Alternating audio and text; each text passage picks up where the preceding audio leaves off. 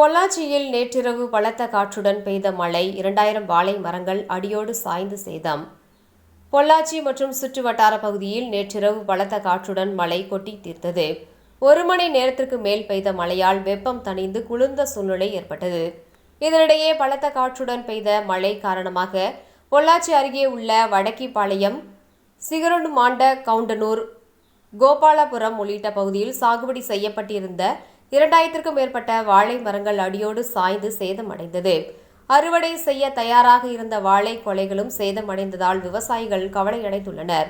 வேளாண் துறை அதிகாரிகள் பாதிக்கப்பட்ட இடத்தில் ஆய்வு மேற்கொண்டு உரிய இழப்பீடு வழங்க வேண்டும் என்று விவசாயிகள் கோரிக்கை விடுத்துள்ளனர்.